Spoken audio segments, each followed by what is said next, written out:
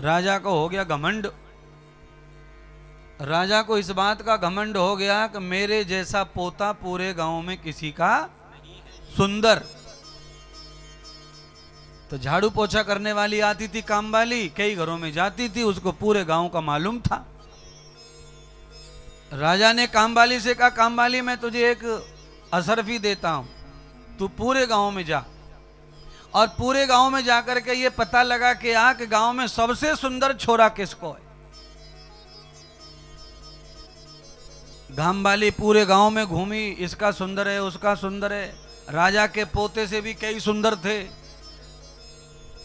और कामवाली के घर में भी बेटा को, बड़े बेटा को यानी बहू को बच्चा हुआ था 5-7 महीने का।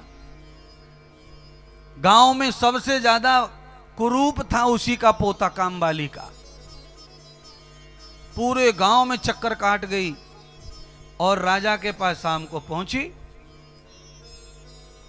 राजा ने पूछा, कुछ पता चला कि पूरे गांव में इस समय किसका बच्चा सबसे सुंदर है? तो उसने कहा, फांसी लगेगी तो लग जाएगी, राजा मारेगा छोड़ेगा, पर बात तो मैं जो मन में वही कहूंगी।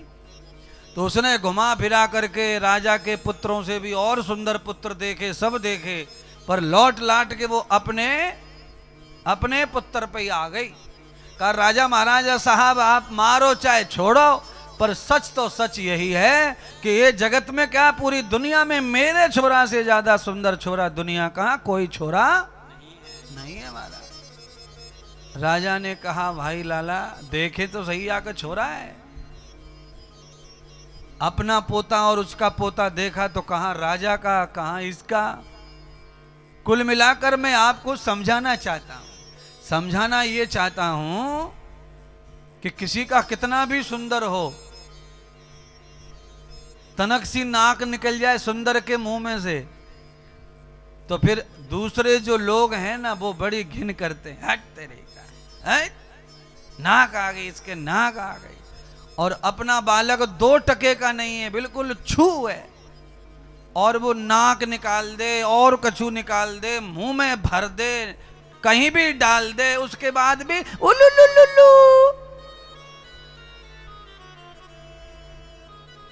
ये हाल है।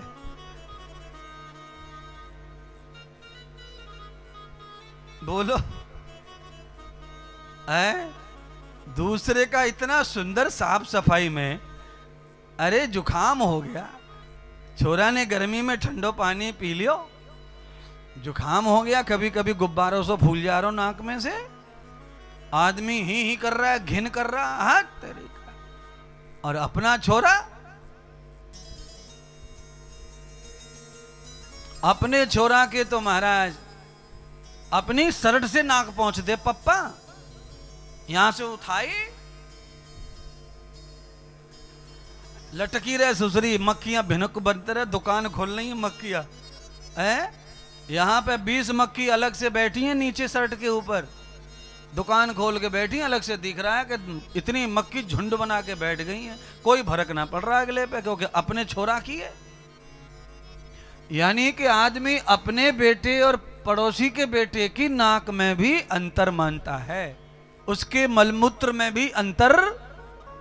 अपना बेटा चाहे जहां कर जा, पर पड़ोसी का कर गया तो अरे ध्यान नहीं देते बच्चे पे, कहीं भी कर जा रहा है, और अपना चाहे जहां कर जा।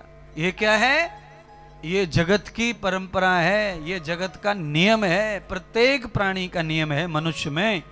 चाहे कोई कितना भी ज्ञानी हो, समझदार हो, पर इस जगह पर आकर वो पूरा माया से भर जाता है, ममता से भर जाता है।